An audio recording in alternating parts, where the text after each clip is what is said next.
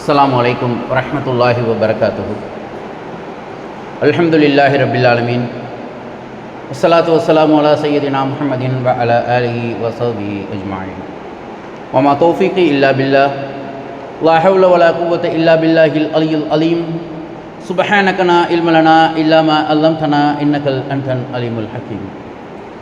புனிதமிக்க இந்த ஜும்மாவிற்கு நம்மையெல்லாம் பங்கெடுக்க செய்து அல்லாவும் அல்லாவுடைய தூதரும் காட்டித்தந்த அடிப்படையிலே இந்த ஜும்மா தொழுகையை அமைத்துக் கொள்வதற்காக நமக்கெல்லாம் வாய்ப்பளித்த எல்லாம் வல்ல ஏக இறைவனை போற்றி புகழ்ந்தவனாக எனதுரையை துவங்குகின்றேன். இந்த இஸ்லாமிய சன்மார்க்கம் 1400 ஆண்டு பாரம்பரிய மார்க்கம் என்று அனைவராலும் ஒப்புக்கொள்ளப்பட்ட ஒரு மார்க்கமாக திகழ்கின்றது. அப்படிப்பட்ட இந்த இஸ்லாமிய சன்மார்க்கத்திலே அல்லாவும் அல்லாவுடைய தூதரும் காட்டித்தந்த அடிப்படையை மட்டும் பின்பற்ற வேண்டிய இந்த இஸ்லாமிய சன்மார்க்கத்திலே படைத்த ரப்புல் ஆலமீன் என்ன சொன்னாலும் சரி, அல்லாஹுவால் அங்கீகரிக்கப்பட்ட நம் உயிரினும் மேலான கண்மணி நாயகம் ஸல்லல்லாஹு அலைஹி வஸல்லம் அவர்கள் என்ன சொன்னாலும் சரி, நாங்கள் எங்களுக்கென்று ஒரு கொள்கையை வகுத்து வைத்து கொண்டு அந்த கொள்கைக்குள்ளே அல்லாஹ்வுடைய வேதமாகிய மாமறை குர்ஆனையும் அல்லாஹுவால் அங்கீகரிக்கப்பட்ட நம் உயிரினும் மேலான கண்மணி நாயகம் ஸல்லல்லாஹு அலைஹி வஸல்லம் அவர்களின் பொன்மொழிகளையும் வளைக்கக்கூடியவர்களாக இன்றைக்கும் இந்த சமுதாயத்திலே உலாவரக்கூடிய காட்சிகளை நாம் காண்கின்றோம். கடந்த பல வாரங்களாக அல்லாஹ்வை மட்டும்தான் நாம் வணங்க வேண்டும், அல்லாஹ்வால் படைக்கப்பட்ட படைப்புகளை, அது மனிதர்களாக இருந்தாலும் சரி, அது அல்லாஹ்வுடைய பாதையில் யுத்தம் செய்து வெட்டப்பட்டவர்களாக இருந்தாலும் சரி, அல்லாஹ்வுடைய பாதையில் தாவா செய்தவர்களாக இருந்தாலும் சரி, அவர்களிடம் போய் நம்முடைய தேவைகளை கேட்கக்கூடாது.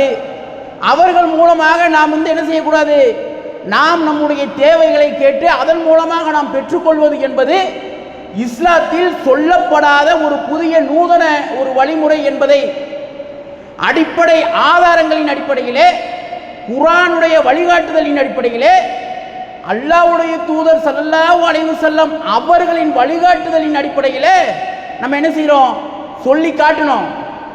ஆனால் இதையெல்லாம் நடுநிலை சிந்தனையோடு தான் இதுவரை நம்ம எத்தனையோ தலைப்பை நம்ம பேசியிருக்கிறோம்.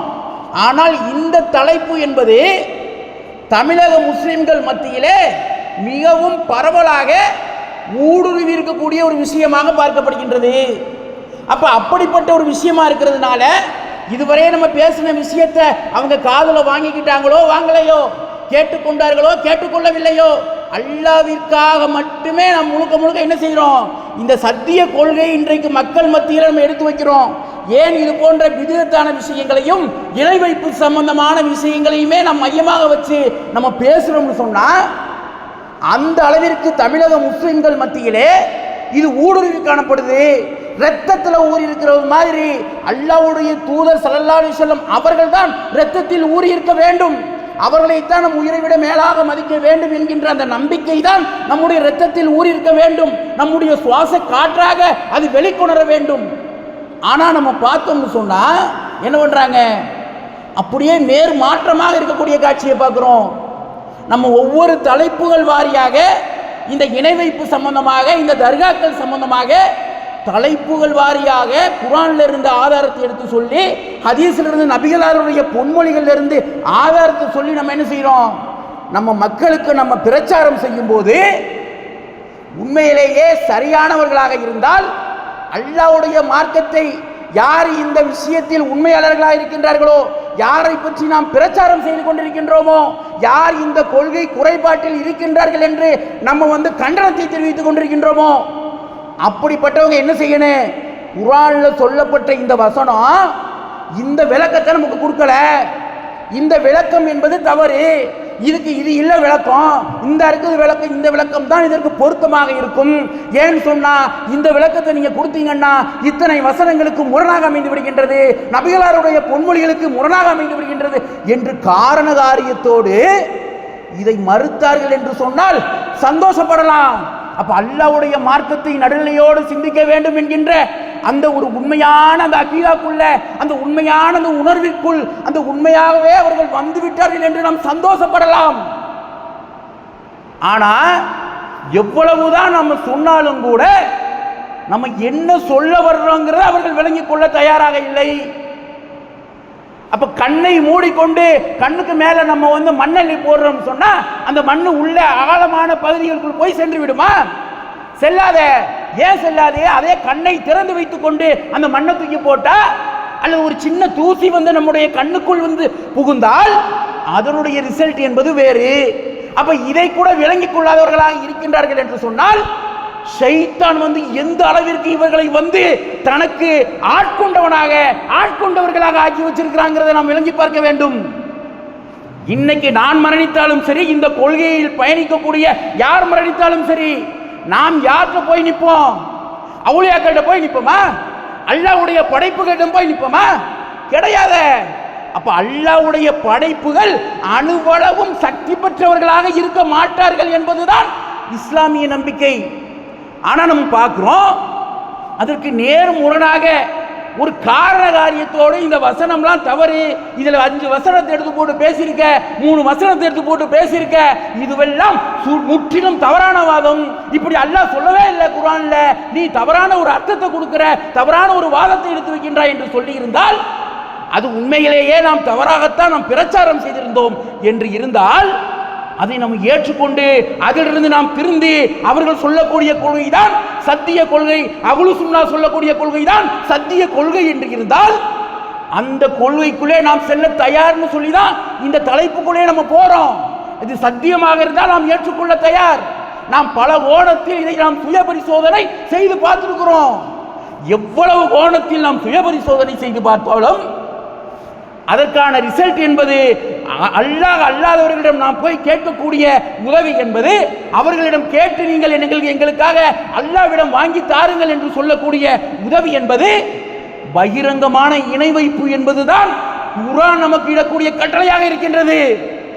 ஆனால் நம்ம பார்த்த இதெல்லாம் சொல்லும் போது இப்போ நம்ம ஒரு யூடியூப் தளம் வச்சிருக்கிறேன். இந்த யூடியூப் தளத்தில் இந்த விஷயத்தை நம்ம அப்லோட் செய்யும் போது காரண காரியத்தை சொல்லி மறுக்கவே கிடையாது.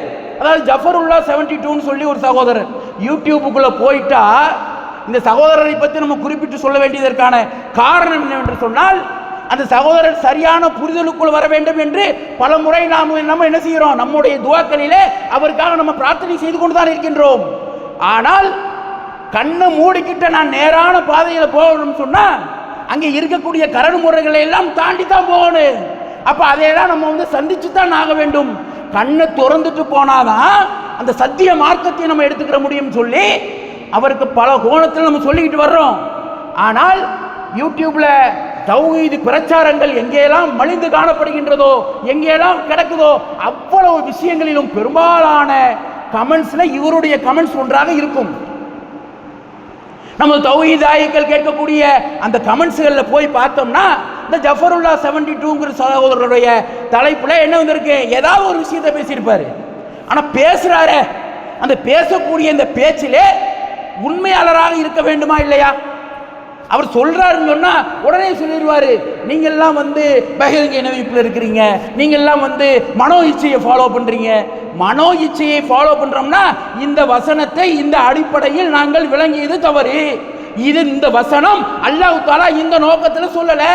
இதற்கு அல்லாஹ்வுடைய தூதர் ஸல்லல்லாஹு அலைஹி வஸல்லம் அவர்கள் இதற்கு மாற்றமாகத்தான் நமக்கு விளக்கம் கொடுத்திருக்கிறாங்க என்று காரண காரியத்தை எடுத்து போட்டு பேசியிருந்தார் என்று சொன்னால் நாமும் ஏற்றுக்கொண்டு போக தயாருங்கிறமே.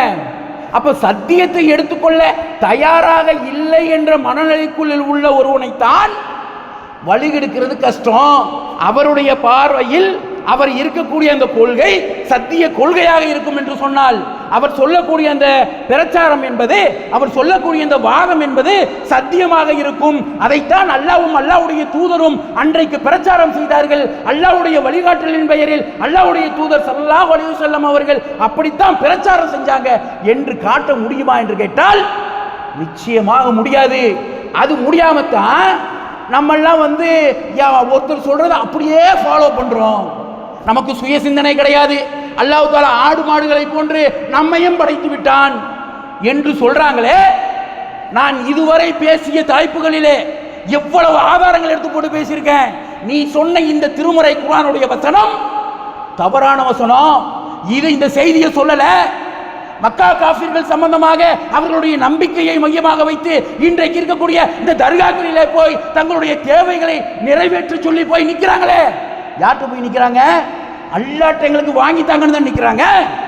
அப்ப இந்த நம்பிக்கை என்பது தவறான ஒரு வாதம் என்பதை அன்னைக்கு அல்லாஹ்வுடைய தூதருக்கு இறக்கப்பட்ட வசனங்களை மையமாக வச்சு நம்ம பேசியிருக்கிறோம். அதையெல்லாம் வந்து மறுத்து பேசுவதற்கு திராணியற்றவர்களாக இருந்து கொண்டு என்ன பண்றாங்க? எதையாவது சொல்லணும். ஏதோ நம்ம பங்குக்கு வந்து சிறப்புரையாற்றி விட்டு செல்லுங்கள்னு சொன்னா என்னடா பேசுறது, நம்ம சரி என் பேசிட்டு போவோம் வாயில வந்து விட்டு அடிச்சுட்டு போறதா? இது அல்லாஹ்வுடைய மார்க்கம். அல்லாஹ்வுடைய மார்க்கத்தை நம்ம சொல்றோம் சொன்னா அதில் நம்ம என்ன செய்யணும்? நம்ம ப்ரிப்பேர் ஆகிட்டு தான் சொல்லணும். அல்லாஹ்வுடைய மார்க்கத்தை சொல்றேன்னு சொல்லி என் பங்குக்கு என்னத்தையாவது நான் சொல்லிட்டு போயிட்டேன்னு சொன்னா என்னுடைய நிலை மறுமையிலே கேவலப்பட்டதாக ஆகிவிடும் என்பதை என்கின்ற எச்சரிக்கையை வந்து என்ன செய்யணும்? ஒவ்வொரு மார்க்க விஷயங்களை பேசக்கூடிய ஒவ்வொருவரும் தனக்குத்தானே இதை வந்து நினைவுபடுத்திக் கொள்ள வேண்டும். அப்ப அந்த சகோதரர் வந்து பல கமெண்ட்ஸ் வந்து கொடுத்துருக்கிறாப்ல. இந்த கமெண்ட்ஸ்ல எதையாவது பொருத்தமான கமெண்ட்ஸா இருக்கான்னு பார்த்தா எல்லாமே அறிவுக்கு பொருத்தமற்ற, அல்லாஹ்வுடைய தூதர் வந்து எதை வன்மையா கண்டிச்சாங்களோ அதை வந்து நம்ம என்னமோ வந்து நம்ம அதுக்கு ஆப்போசிட்டா நம்ம செயல்படுற மாதிரி சொல்லக்கூடிய காட்சியை நம்ம பார்க்கிறோம். இப்போ துவா வணக்கமா என்று ஜும்மா உரை நம்ம பண்ணோம். அதில் குர்ஆன் சுன்னாவில் கருத்து ஒற்றுமை இல்லாமல் ஆலிம்களின் தாவா பணியால் இஸ்லாமிய சமுதாயம் வழிகட்டில் செல்கின்றது என்று சொல்லக்கூடியதை நம்ம பார்க்கிறோம். அப்ப என்ன சொல்றாரு? குர்ஆன் சுன்னாவில் இருந்து கருத்து ஒற்றுமை இல்லை. அப்ப இந்த குர்ஆன் சுன்னாவை ஃபாலோ பண்றன்னு சொல்லக்கூடியவர்கள் கருத்து ஒற்றுமை இல்லாமல் இருக்கின்றார்கள். இப்படி சொல்லக்கூடிய இந்த ஆலிம்கள் வந்து தாவா பணியால் வந்து இஸ்லாமிய சமுதாயம் வழிகேட்டிற்கு சென்று விட்டது. நம்ம எந்த விஷயத்தில் நம்ம வழிகேட்டில் வந்து ஒரு நம்ம பயணிச்சோம், எந்த அடிப்படையில் என்று காரண காரியத்தோடு சொல்ல வேண்டுமா இல்லையா? சும்மா குருட்டம்போக்கில் வந்து இவர்கள் எல்லாம் வழிகேடர்கள், இவர்கள் எல்லாம் என்னது அல்லாஹ் ரசூலை பின்பற்றாதவர்கள், இவர்கள் எல்லாம் மனோ இச்சைவாதிகள் சொல்லிட்டு போயிட்டா நம்ம மனோ இச்சைவாதிகளாக ஆகிவிடுவோமா? இந்த கேள்வி நம்ம பல முறை கேட்டும் அதற்கு பதிலளிக்க திராணியற்றவராக இருக்கக்கூடிய பரிதாப நிலையை நம்ம பார்த்துக்கிட்டு வர்றோம். அடுத்ததாக இஸ்லாத்தில் தர்கா வழிபாடு அப்படின்னு சொல்லிட்டு ஒரு வீடியோ, அதில் வந்து என்ன சொல்ல வர்றாங்க? தர்காவிற்கு வரக்கூடியவர்களில் இவங்களுடைய அறியாமை, அல்லாஹ் தஆலா இவர்களுடைய அறிவை மழுங்கடிச்சு வச்சிருக்கிறான் அப்படிங்கிறதுக்கு இதுவெல்லாம் ஒரு தகுந்த சான்று. அப்ப தர்காவுக்கு வரக்கூடியவங்கள 90% பேர் வந்து இஸ்லாம் அல்லாதவர்கள் என்று பச்சையாக புழுகக்கூடிய, இதை கேட்டுக்கொண்டிருக்கக்கூடிய அஹ்லு சுன்னாவை பின்பற்றக்கூடியவர்கள் கூட இதை வந்து தவறு என்றுதான் ஒப்புக்கொண்டாக வேண்டும். அல்லாஹ்விற்கு கட்டுப்பட்டு அல்லாஹ்விற்கு பயந்தவர்களாக அல்லாஹ்வுடைய தூதரை மறுமை நாளிலே என்ன நம்ம அல்லாஹ்வுடைய தூதர் ஸல்லல்லாஹு அலைஹி வஸல்லம் அவர்களை நாம் ஏற்றுக்கொண்டவர்களாக இருந்தால், உயிரை விட மேலாக மதித்தவர்களாக இருந்தால் இதை மறுத்துத்தான் ஆக வேண்டும். யாராக இருந்தாலும் மறுப்பார்கள். அப்ப 90% பேர் வந்து மாற்று மதத்தை சார்ந்தவர்கள் என்பதில் அதாவது துளியளவும் சந்தேகமில்லை என்று சொல்லக்கூடிய காட்சியை நம்ம பார்க்குறோம். அப்போ மாற்று மதத்தவர்கள் மட்டும்தான் தர்காவுக்கு வருகின்றார்கள், இவர் வந்து ஒப்புக்கொள்கிறாரா?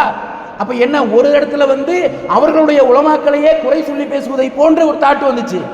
அடுத்ததாக உள்ள கமெண்ட்ஸ் நம்ம பார்க்கும்போது அதில் வந்து என்ன செய்கிறாரு, அப்போ வந்து 90% பேர் முஸ்லீம் அல்லாதவர்கள் தான் என்ன செய்கிறாங்க, தர்காவுக்கு போகிறாங்கன்னு சொல்லக்கூடியதை பார்க்குறோம்.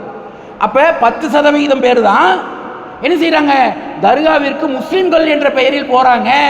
அப்போ முஸ்லீம்களாக போகக்கூடிய மிச்சம் 90% பேர் இருக்கிறாங்களே, அப்போ அவங்களெல்லாம் வந்து காஃபிர்கள் என்று அவங்களே ஒப்புக்கொள்கின்றார்களா? இதெல்லாம் எவ்வளவு பெரிய அறியாமை. ஏன் வந்து ஒரு யூடியூப்ல உள்ள ஒரு கமெண்ட்ஸை கொண்டுட்டு வர்றோம்னா, இதுவெல்லாம் தலைப்பிற்கு சம்பந்தமான ஒரு கமெண்ட்ஸாக இருக்கிற காரணத்தினால இவர்கள்லாம் எப்படி அல்லாஹ் தஆலா இவர்களுடைய அறிவை அழிக்க செய்து விட்டான், மழுகிழிக்க செய்து விட்டான் என்பதற்கெல்லாம் இதுவெல்லாம் ஒரு சரியான ஒரு ஆதாரமாக இருக்கின்றது. அப்ப அல்லாஹ்வுடைய மார்க்கத்தை வந்து கேலி கூத்தாக ஆக்க நினைத்தால் அல்லாஹ் தஆலா பார்த்துக்கிட்டு இருப்பானா? இதை பார்த்து அப்படியே சந்தோஷப்படுவானா? என்னுடைய அடியான் என்னையே குறை சொல்லி பேசுகின்றான் என்று சந்தோஷப்படுவானா, அல்லது அவருடைய அறிவை மழுகெடுக்க செய்வானா என்பதையெல்லாம் சிந்தித்து பார்க்க வேண்டிய தருணம். அல்லாஹ் தஆலா அழகான வாய்ப்பை கொடுத்திருக்கிறான். இந்த வாய்ப்பை சரியான முறையில் நம்ம என்ன செய்யணும், நாம் பயன்படுத்திக் கொள்ள வேண்டும்.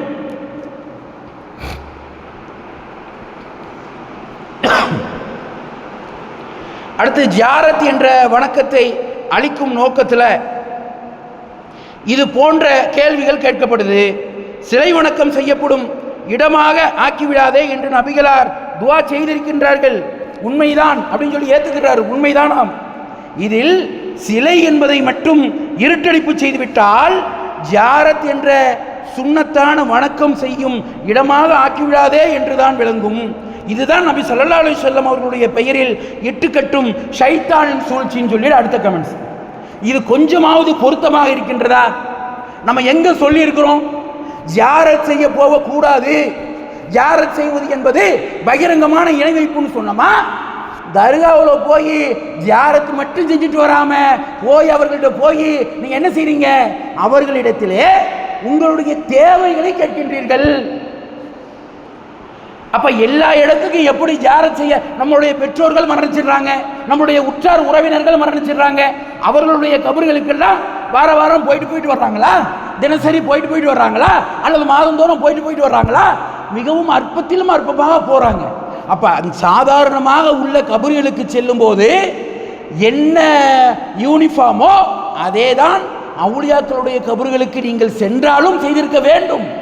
ஆனா நீங்க என்ன செய்றீங்க, அவுலியாக்கள் சொல்லிட்டா அதுக்கு ஒரு ஸ்பெஷலு, ஒரு பத்தி பொருத்தனை, அங்கே ஒரு 4 பேர் உட்கார்ந்துருப்பாங்க, அவங்க ஃபாத்தியா ஓதுவாங்க அல்லது மௌலிது ஓதுவார்கள். அதற்கென்று அந்த இடத்துல வச்சு என்ன செய்வாங்க, அப்போ நேர்ச்சி செஞ்சேன்னு சொல்லிட்டு என்ன செய்வாங்க, அவங்க வந்து அப்படியே வந்து ஆடு இருப்பாங்க, அதை கந்தூரி சோறாக்குவாங்க, அதை கொடுப்பாங்க. இது போன்ற சிறப்புகள் எல்லாம் நடக்கும். நம்முடைய பெற்றோர்கள் மற்றும் உற்றார் உறவினர்கள் எத்தனையோ பேர் இருக்கிறாங்களே, இவங்க எல்லாருக்குமே வருடந்தோறும் மறக்காம போய் கந்தூரி கொடுத்தாங்களா? கிடையாது. அப்ப நம்முடைய பெற்றோர்களுக்கு நாம் செய்ய வேண்டிய உபகாரம் தான் பெரிய உபகாரம்.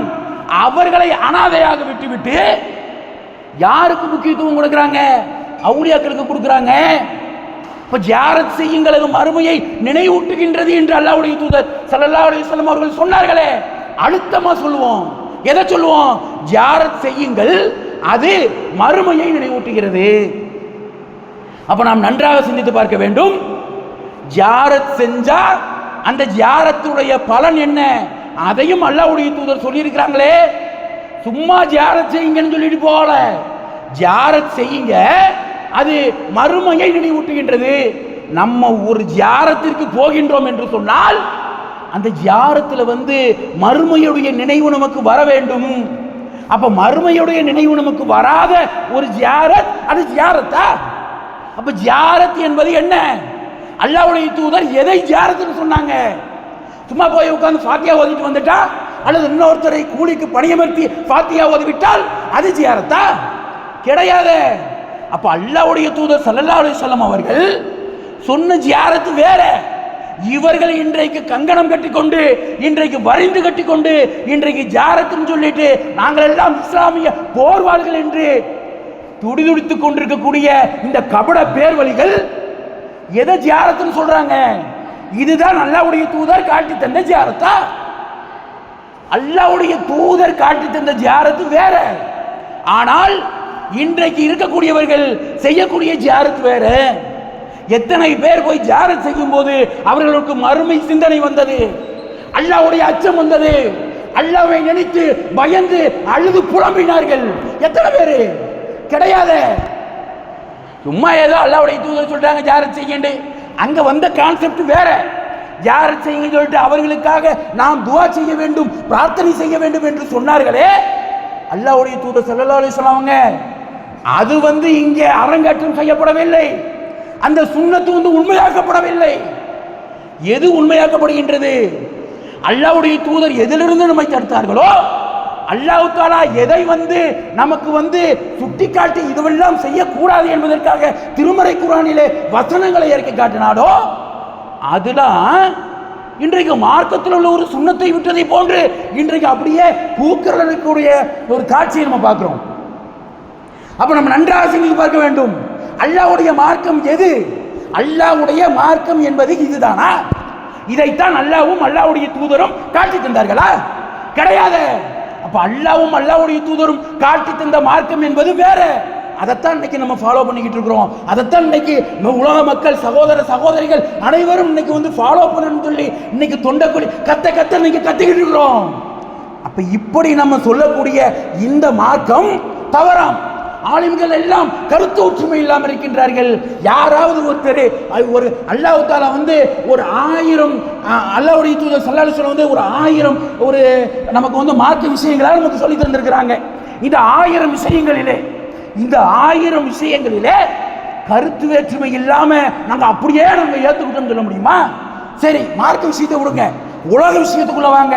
உலக விஷயத்தில் தங்களுடைய ஒரு குடும்பம் இருக்குன்னு சொன்னா தாய் இருப்பாங்க, தகப்பன் இருப்பாங்க, பிள்ளைங்க இருப்பாங்க. தாய் சொல்லக்கூடிய ஒரு கேரக்டர்ங்கிறது ஒண்ணா இருக்கு, கட்டுக்கிட்ட கணவர் சொல்லக்கூடிய அந்த கேரக்டர்ங்கிறது ஒண்ணா இருக்கு, இவங்க 2 பேருக்கும் பிறந்த குழந்தைகளுடைய கேரக்டர்ங்கிறது வேற இதா இருக்கு. ஒரு குடும்பத்திற்குள்ளேயே அல்லாஹ் தஆலா இது அறிவுக்கு பொருத்தமற்றது என்பதை நிரூபித்து காட்டும் போது என்ன பண்றோம்? அப்ப இதையெல்லாம் சிந்திக்காத கூமுட்டைகளாக இருக்கக்கூடிய காட்சியை பார்க்கிறோம். அல்லாஹ்வுடைய மார்க்கம் இது. அல்லாஹ்வுடைய மார்க்கத்தை பின்பற்றுகின்றோம் என்று சொன்னால், அல்லாஹ்வுடைய வேத வசனங்கள் நமக்கு ஓதி காண்பிக்கப்பட்டால் உள்ளம் நடுங்க வேண்டும். அல்லாஹ்வுடைய வேத வசனங்கள் ஓதி காண்பிக்கப்படும் போது நம்முடைய உள்ளம் எல்லாம் நடுங்க வேண்டும். ஆகா, அல்லாஹ் தஆலாவுடைய மறுமை நாளை நினைத்து நாம் அஞ்ச வேண்டும், அந்த நாளை நினைத்து நாம் பயப்பட வேண்டும். இந்த நொடி பொழுதிலே நம்முடைய மரணம் என்பது எழுதப்பட்டிருந்தால், இறுதி நிலையாக இந்த நொடி பொழுது இருந்திருந்தால் நம்முடைய நிலை என்ன என்பதை சிந்தித்து பார்க்கக்கூடிய ஒரு மூமினாகத்தான் அல்லாஹ்வுடைய வேத வசனங்கள் ஓதப்படும் போது உள்ளம் நடுங்கும். அப்படிப்பட்ட பண்பாளர்களுக்கு அல்லாஹ்வுடைய வேத வசனங்களை சொல்லி எச்சரிக்கை செய்கிறோம். ஆலிம்கள் கருத்து வேற்றுமையோடு இருக்கின்றார்கள் என்று சொல்லக்கூடியவர்களாக இருக்கக்கூடிய காட்சியை பார்க்கிறோம். இதுவெல்லாம் எவ்வளவு வேதனை! இவர்கள் தான் வழிகட்ட கொள்கைக்குள்ளே இருந்து வழிகட்ட செயல்பாடுகளிலே மரணிக்க வேண்டும் என்று இருக்கின்றார்கள் என்று சொன்னால், அப்பாவி முஸ்லிம் சகோதர சகோதரிகள், இளைஞர்கள், சிறுவர்கள், சிறுமிகள் அனைவரையும் அந்த கொள்கை சீர்கேடுக்குள்ளே கொண்டு போய் மரணிக்க செய்ய வேண்டும் என்று கங்கணம் கட்டிக்கிட்டு இருக்கிறாங்கன்னு சொன்னா இவர்களெல்லாம் என்ன சொல்றது? அப்ப அல்லாஹ்வுடைய மார்க்கம் என்பது இதுதானா? இதை சொல்லித் தருவதற்காகத்தான் அல்லாஹ்வுடைய தூதர் 23 ஆண்டு காலம் எவ்வளவு கஷ்டம், எவ்வளவு அடி உதை, எல்லாத்தையும் தாண்டிக்கிட்டாங்களே. எதற்காக தாங்கினாங்க? எதற்காக ஊர் விட்டு ஊர் நாடு கடத்தப்பட்டாங்க என்பதை நாம் சிந்தித்து பார்க்க வேண்டும். அப்ப அல்லாஹ்வுடைய மார்க்கத்தை நம்ம சொல்லும் போது என்னமோ சும்மா ஏதோ பொழுதுபோக்குக்கு 1/2 மணி நேரம் உட்கார்ந்து போற மாதிரி அல்லாஹ்வுடைய மார்க்கத்தை சொல்வதற்காக நம்ம என்ன முயற்சி எடுத்திருக்கிறோம்? அல்லாஹ்வுடைய இந்த தௌஹீதை இந்த சொல்வதற்காக, அல்லாஹ்வுடைய இந்த மார்க்கத்தை சொல்வதற்காக நம்ம என்ன எஃபர்ட் கொடுத்திருக்கிறோம் என்பதையெல்லாம் சிந்தித்து பார்க்க வேண்டாமா? மறுமை நாளில் அவரவருக்கு கொடுக்கப்பட்ட பொறுப்புகளை பற்றி அல்லாஹ் தஆலா மறுமை நாளிலே விசாரிப்பானே. அந்த நாளிலே நம்மெல்லாம் என்ன சொல்ல போறோம்? ஆதமுடைய மகன் பலவீனமானவன் தான், ஆனால் குறைந்த அளவாவது அல்லாஹ்விற்கு பயப்படலாமா இல்லையா? பயப்படாதவர்களாக இருக்கக்கூடிய காட்சியை பார்க்கிறோம். அல்லாஹ்வும் அல்லாஹ்வுடைய தூதரும் காட்டி தந்த அடிப்படையிலே நம்முடைய ஈருலக வாழ்க்கையை நாம் அமைத்துக் கொள்ள வேண்டும். அதுக்கு இந்த உலக வாழ்க்கையை சரியான முறையில் பயன்படுத்திக் கொள்ளக்கூடிய நன்மக்களாக அல்லாஹ் தஆலா நம் அனைவரையும் ஆக்கி அருள்வானா என்று கூறி பிரார்த்தித்தவனாக இந்த ஜும்மாவின் முதல் உரையை நிறைவு செய்கிறேன். அல்ஹம்துலில்லாஹி ரப்பில் ஆலமீன். அஸ்ஸலாமு அலைக்கும் வரஹ்மத்துல்லாஹி வபரகாத்துஹு.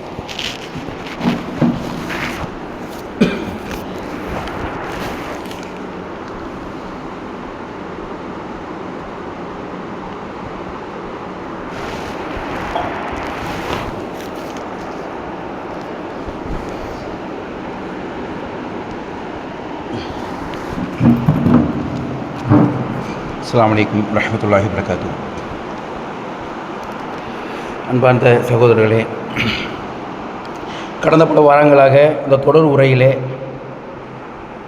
அல்லாஹ்வும் அல்லாஹ்வுடைய தூதரும் காட்டி தந்த அடிப்படையிலே அல்லாஹ்வுடைய தூதர் நமக்கு எதை அனுமதித்தார்களோ, அல்லாஹ் ரப்புல் ஆலமீன் எதை அனுமதித்தானோ, எதை நம்மை செய்யுமாறு அல்லாஹ்வும் அல்லாஹ்வுடைய தூதரும் ஏவினார்களோ அந்த மார்க்கத்தை தான் இன்றளவு வரை நம்ம இந்த சத்திய பிரச்சாரத்தை திருமுறை குர்ஆனுடைய உதவியை கொண்டு, நபிகளாருடைய வாழ்க்கை வழிமுறைகளை கொண்டு, அந்த சொல் செயல் அங்கீகாரங்களை கொண்டு நம்ம என்ன செய்கிறோம், நம்ம சொல்லிக்கிட்டு வர்றோம். அப்போ இனியும் இவர்கள் திருந்தாத ஒரு கூட்டமாக இருந்தார்கள் என்று சொன்னால், அல்லாஹு தாலா இவர்களை தான் நாடியவர்களை நான் நேர்வழிப்படுத்துகிறேன், தான் நாடியவர்களை நான் வழிகேட்டிலே விட்டுறேன்னு சொல்கிறானே, அந்த வழிகேட்டில் விட்ட கூட்டத்தில் இவர்கள் அமைந்து விட்டார்கள் என்பதற்கு முனையளவு கூட சந்தேகம் கிடையாது என்பதுதான் நிதர்சனமான உண்மை. அல்லாஹ் தஆலா திருமறை குர்ஆனில் சொல்லி காட்டுறான், கவனத்தில் கொள்க, தூய இந்த மார்க்கம் அல்லாஹ்வுக்கே உரியது. அப்போ இந்த மார்க்கம் என்பது அல்லாஹ்விற்கு உரிய மார்க்கம், தூய மார்க்கம் அல்லாஹ்வுக்கே உரியது. அவனை அன்றி பாதுகாவலர்களாக ஏற்படுத்தி கொண்டோர் அல்லாஹ்விடம் எங்களை மிகவும் நெருக்கமாக்குவார்கள். இந்த வசனத்தில் அல்லாஹ்வை என்று சொல்லிட்டதுனால இது காஃபிர்களை குறிக்கக்கூடிய ஒரு வசனம் சொல்ல முடியாது. ஏனென்று சொன்னால், அவனை அன்றி பாதுகாவலர்களை ஏற்படுத்தி கொண்டோர் அல்லாஹ்விடம் எங்களை மிகவும் நெருக்கமாக்குவார்கள். இப்படி யார் செய்கிறாங்களோ அவங்களுடைய ரிசல்ட் என்ன? இவர்கள் எங்களை அல்லாஹ்ட்ட நெருக்கமாக்குறாங்க. அப்போ அல்லாஹ்வை புறக்கணித்தவர்களாக இருந்தால் கடவுள் என்ற வாசகத்தை பயன்படுத்தியிருக்கணும். பொதுவா இங்கே அல்லாஹ் என்ற நேரடி வாசகத்தையே பயன்படுத்தக்கூடியதை பார்க்குறோம்.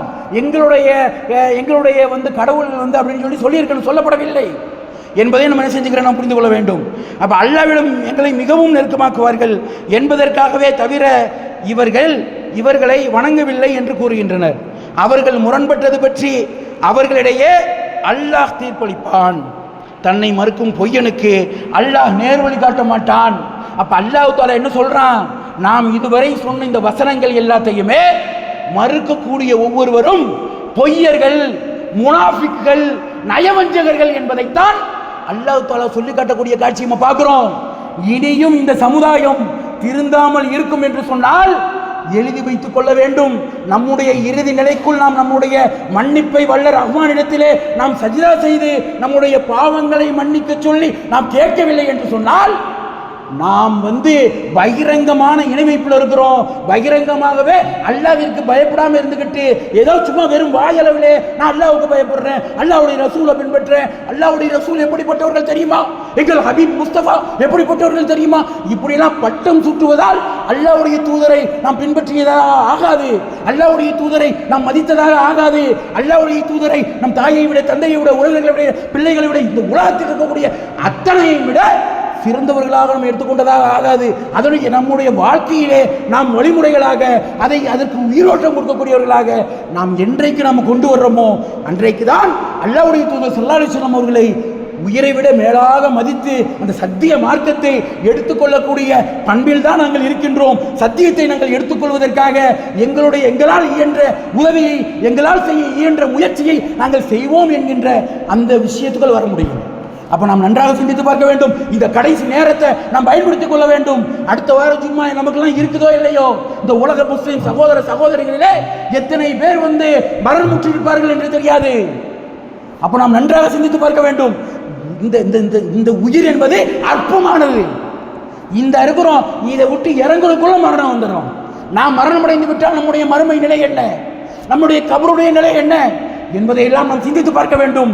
நாம் நல்லடியார்களுடைய கூட்டத்தில் நாமும் பதிவு செய்யப்பட வேண்டும். ஓங்கி சுத்தியலால் நம்ம நடுமண்டையிலேயே போட்டு மலக்குகள் வந்து நமக்கு வேதனை கொடுத்து விடக்கூடாது. புதுமா பிள்ளை போன்று உறங்கன்னு சொன்னாங்களே, அப்படிப்பட்ட நன்மக்களாக நம்முடைய பெயரும் அந்த பதிவேட்டிலே வர வேண்டாமா?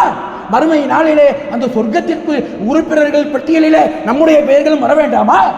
அப்போ உலக முஸ்லிம் சகோதர சகோதரிகள் சரியான மார்க்கத்தை சரியான முறையிலே, சத்திய கொள்கையை சரியான வழியிலே எடுத்துக்கொள்ளக்கூடிய நன்மக்களாக அல்லாஹ் தஆலா நம் அனைவரையும் ஆக்கி அருள் புரிவானாக என்று கூறி பிரார்த்தித்தவனாக இந்த ஜும்மாவின் 2வது உரையை நிறைவு செய்கிறேன். வாஹிதமா அல்ஹம்துலில்லாஹி ரப்பில் ஆலமீன். அஸ்ஸலாமு அலைக்கும்.